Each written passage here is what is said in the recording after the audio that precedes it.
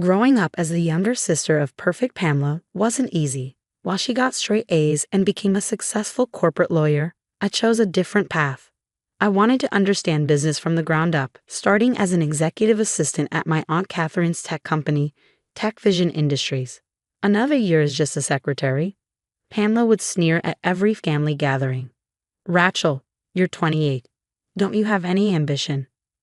What my sister didn't know was that Aunt Catherine had personally chosen this path for me. Rachel, she told me 5 years ago, I see myself in you. The quiet one. The watcher. The one everyone underestimates. Aunt Catherine had built Tech Vision from nothing, turning it into a $2 billion company through sheer brilliance and determination.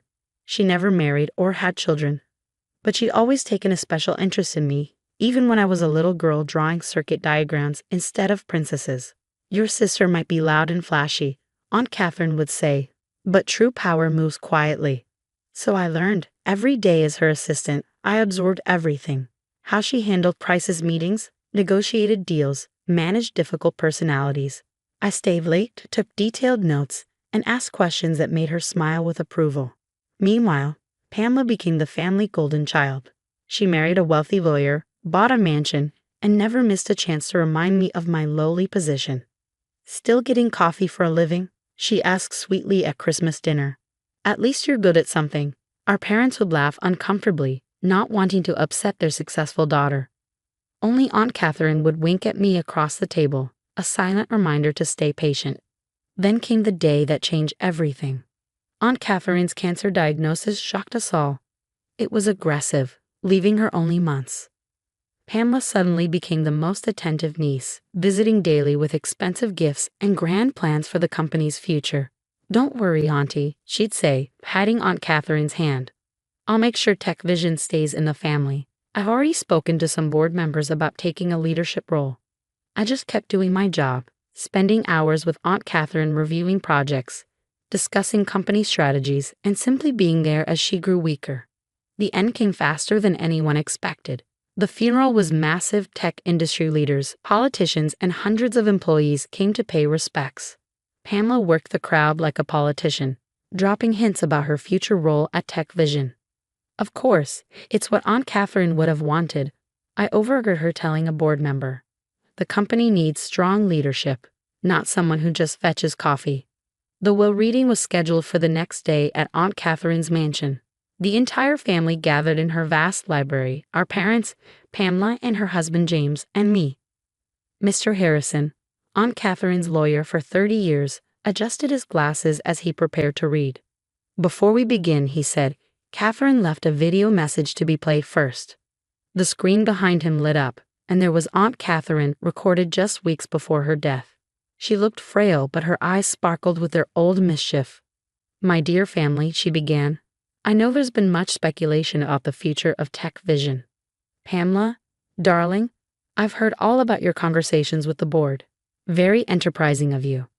Pamela preened while James squeezed her hand. But, Aunt Catherine continued, I learned long ago that true leadership isn't about who talks the loudest or has the most impressive credentials. It's about understanding every level of a business, from the ground up. That's why, for the past 5 years, I've been secretly training my successor. The room went silent.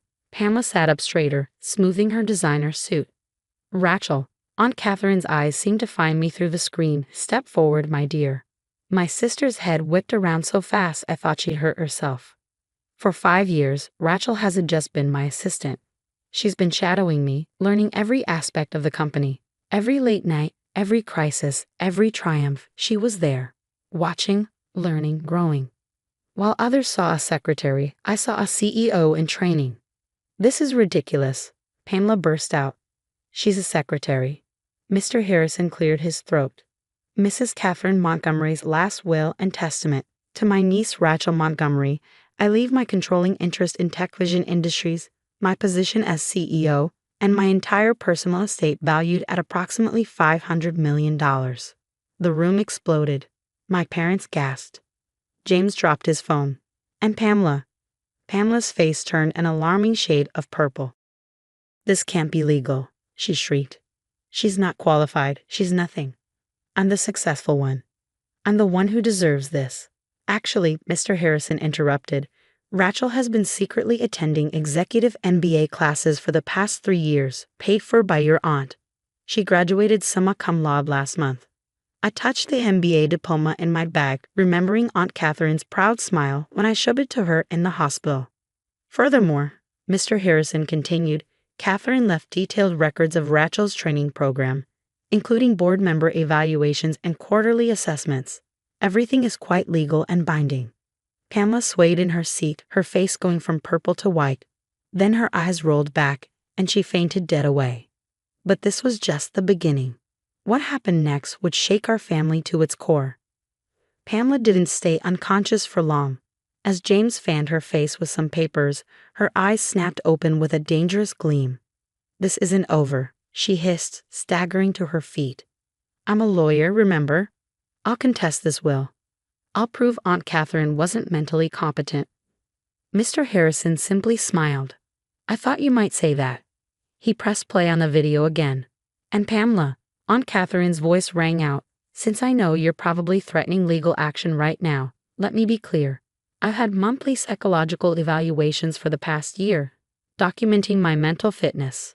And Rachel has been recording every conversation where you've belittled her position while bragging about your plans to take over. My sister's face went pale again as I pulled out my phone. Would you like to hear some highlights? I asked softly, like last Christmas when you told the board chairman I was just the help and promised to clean house once you took over. You recorded me, she stammered. I learned from Aunt Catherine, I replied. Document everything, especially threats. But Pamela wasn't done. She spun to face our parents. Mom, Dad, you can't let this happen. I'm the successful one. I'm the one who made you proud. Our parents looked at each other, then at me. Actually, honey, Mom said quietly, we've always been proud of Rachel too. We just didn't understand what she was doing. Like you, we underestimated her. But now it all makes sense, Dad added. All those late nights, all those business books, the way Aunt Catherine looked at her. We should have seen it. Pamela's face contorted with rage. Fine. I'll call a press conference. I'll tell everyone how an unqualified secretary is taking over $1 billion company. The stock will tank. About that, Mr. Harrison interrupted again. He handed me another envelope. Catherine left instructions about handling this exact situation. Inside was a USB drive and a letter. As I read it, I couldn't help but smile. Aunt Catherine had thought of everything. Dear Rachel, I read aloud. If Pamela is threatening to go public, feel free to release the contents of this drive to the board. It contains evidence that she's been selling company secrets to our competitors, using information she gathered while pretending to care about my illness. The blood drained from Pamela's face. James took a step away from his wife. That's not. She sputtered. Emails, phone records, bank transfers, I continued reading. All documented. Aunt Catherine knew everything, Pamela. She was testing us both. While I was learning to lead, you were proving why you never could. James, Pamela turned to her husband desperately, but he was already heading for the door. I'm a corporate lawyer, Pam, he said quietly. I can't be connected to corporate espionage. I'll have my assistant send divorce papers in the morning. As security arrived to escort my sister out, she turned back one last time. You can't do this to me. I'm your sister. No, Pamela, I said firmly. You're just someone who never learned that true success isn't about titles or appearances. It's about character. The next few months were transformative. Under my leadership, TechVision's stock rose 40%. Turns out Aunt Catherine's quiet training had prepared me well. The board, already briefed on her succession plan, supported me completely. Pamela's law firm fired her after the corporate espionage evidence emerged. The last I heard, she'd moved to another state, telling anyone who'd listen about her conniving sister who stole her inheritance. But karma wasn't done yet. 6 months after taking over TechVision, I was reviewing old company files when I discovered something interesting. 10 years ago, Pamela had embezzled money from Aunt Catherine's personal accounts. Catherine had known but kept quiet, using that knowledge to watch how her niece would either learn from her mistake or let greed consume her. I sent copies of those records to the relevant authorities. After all, as Aunt Catherine always said, true power means never having to raise your voice. Just wait for the right moment. Last week, I hired a new executive assistant, a quiet, watchful young woman everyone else had overlooked. As I handed her the training schedule Aunt Catherine had used with me, she asked why I chose her. I smiled, touching the photo of Aunt Catherine on my desk, because sometimes the best leaders are the ones no one sees coming. Pamela's arraignment for embezzlement is next week. I sent her a gift to mark the occasion, a coffee mug with just the help printed on it. I thought she'd appreciate the irony. After all, as Aunt Catherine taught me, success is the best revenge. But a little pettiness, that's just the cherry on top.